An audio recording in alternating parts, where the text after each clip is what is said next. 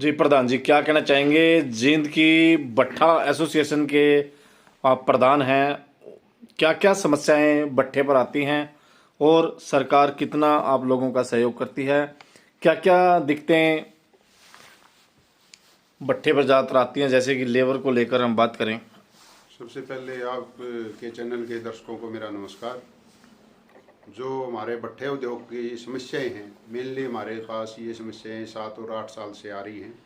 जब से हमारे को ये एनजीटी के ऑर्डर आए हैं, वे भट्ठों का टाइम जो बाउंड किया गया है 2020 से लगभग ये टाइम बाउंड किया गया था हमारा, वह 1 मार्च से 30 जून तक ही भट्ठे चलेंगे।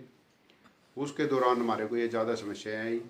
उसके अलावा एक समस्या और हमारे ऊपर लागू जो थोप दी गई सरकार के द्वारा, एनजीटी के द्वारा या सीपीसीबी के द्वारा, वे हमें बगैर कोयले के ही ईंटें हमें पकानी है। हालांकि ये संभव बहुत मुश्किल है, क्योंकि बगैर कोयले के ईंटों की स्ट्रेंथ नहीं तैयार हो पाती जो लोग चाहते वो हैं। मजबूती भी नहीं मिल पाती जो मजबूती कोयले से मिलती है। जी जी। तो हमें वो स्ट्रेंथ और एक आम ग्राहक को जो चाहिए, जो लगभग पिछले 70-80 सालों से 100 सालों से जो लोगों में ट्रेंड चला हुआ था, वे कोयले की ईंटें ही बेस्ट मानी जाती हैं। जी। और सरकार द्वारा, एनजीटी द्वारा, सीपीसीबी द्वारा हमारा कोयला बैन किया गया। ये बड़ा दुखदाई है हमारे लिए, क्योंकि हम जो अब चीज़ें पका रहे हैं, ईंटें पका रहे हैं, वो बायोमास से पका रहे हैं, सरसों के तूड़े से, ग्वारी के तूड़े से, ब्रैकेट्स, पैलेट्स वगैरह इनसे पका रहे हैं, लेकिन ईंटों में वो स्ट्रेंथ हमारे को नहीं मिल पाती। एक समस्या हमारे पास है जो मेनली है, आज के दिन लेबर की समस्या भी पूरी गंभीर हमारे लिए हुई है। 4 महीने के सीजन के दौरान लेबर हमारे पास नहीं आती है तो वो कम समय में इतना पैसा जितना हम देते हैं उनको एडवांस के तौर पर, वो पूरा नहीं कर पाती। उसकी वजह से वो कोर्ट करते हैं और हमारा शोषण होता है उस बारे में। और इस बात के बावजूद मान लो हम पैसे देते हैं एडवांस में, जी। प्रशासन को सिर्फ एक मान लो सूचना आती है, हाई कोर्ट में उन्होंने रेट दायर की है, हालांकि लेबर भट्ठों पर भी नहीं आती, उससे पहले ही वहाँ घर बैठे वो अपने कोर्ट में रेट दायर करते हैं। प्रशासन हमारे भट्ठे में जाता है और उस पर सिर्फ ये कार्रवाई करते हैं, भाई भट्ठे वाले को तो उनको छोड़ना ही पड़ेगा, हालांकि लेबर भट्ठे पे भी नहीं है। उसके बावजूद भी हमारे भट्ठे वालों को चालान काट दिए जाते हैं। वो कैसे चालान काट दिए जाते हैं जब लेबर वहाँ नहीं है? तो कैसे इस चीज़ चालान की काट भट्ठे सकते हैं? वाले की सुनाई नहीं है, सिर्फ लेबर की सुनाई है। वे आपने उनको एडवांस दिया, उन्होंने आपके खिलाफ रेट दायर की है, इसके लिए आपके ऊपर जो केस डाला गया वो बाउंडेड लेबर का डाला गया। हालांकि मौके पे जो भी देखा जाता है, बाउंडेड लेबर कभी भी भट्ठे पे नहीं होती। भट्ठा एक ओपन स्पेस में है, खेतों में भट्ठा भट्ठे पे लेबर तो मिलती नहीं ना, तो फिर तो केस बनता नहीं ना। केस नहीं बनता, लेकिन प्रशासन भी अपनी तरफ से हाथ साफ रखना चाहता अपने, वह इनको भट्ठे वाले पे दबाव डाल के वह उनको फारिग किया जाए। और मौके पर अगर लेबर भी होती है, वो भी बाउंडेड कभी भी नहीं होती भट्ठे के ऊपर लेबर, क्योंकि ओपन स्पेस में जो लेबर होती है, बाउंडेड वो होती है जो एक 4 दीवारी के अंदर होती है या कमरे के अंदर होती है।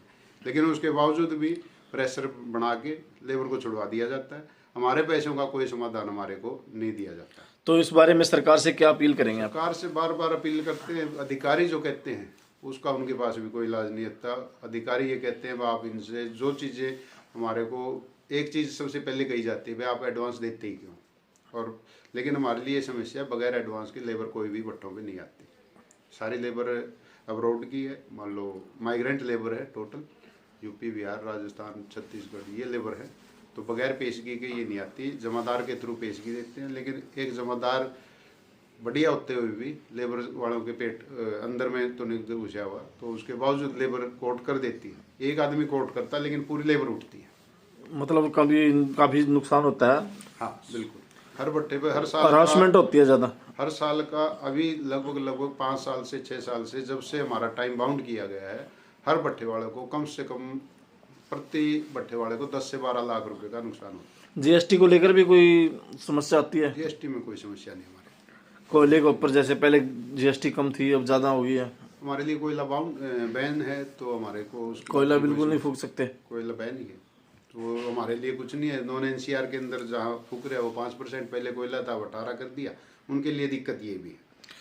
जी, सरकार से क्या अपील करेंगे आप? जो आज मौजूदा सरकार है, नारा भी लगाती है सबका साथ सबका विकास, इस विषय में लगभग 2 साल पहले पूर्व मुख्यमंत्री थे आदरणीय मनोहर लाल खट्टर जी, जी तो उन्होंने एक स्टेज पे कोई अपनी तरफ से बयान दिया था सरकार नई सरकार बनने से 1 साल पहले। उन्होंने एक नारा दिया था और एक घोषणा भी की थी कि हरियाणा एक, हरियाणवी एक। भाई हमने इस बारे में सीएम साहब से मिले भी, भाई हमारे भट्टों के बारे में 2 चीज़ें की हुई हैं आपने, एनसीआर और नॉन एनसीआर। पेट सबका बराबर है, चाहे वो एनसीआर के अंदर है चाहे नॉन एनसीआर के अंदर है, चाहे वो मजदूर हो चाहे व्यापारी हो, कोई भी है, दुकानदार छोटा बड़ा सब बराबर है।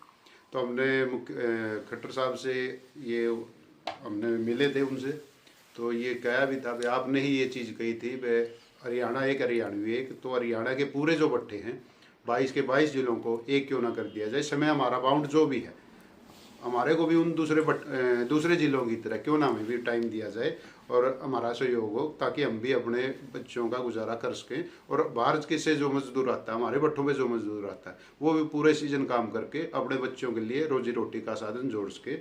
तो मैं इस बारे में हमारे प्रदेश के मुख्यमंत्री नायब सिंह सैनी जी से और जो प्रशासन है और ऊपर की जो एजेंसियां हैं उनसे भी अनुरोध करता हूं, जोरदार अपील करता हूं कि हमारा इस मामले में सहयोग करें और पूरे हरियाणा के भट्टों को एक नया जीवन दान देने का प्रयास करें और हमारी इस मामले में पूरी से पूरी मदद जितनी हो सके वो करें।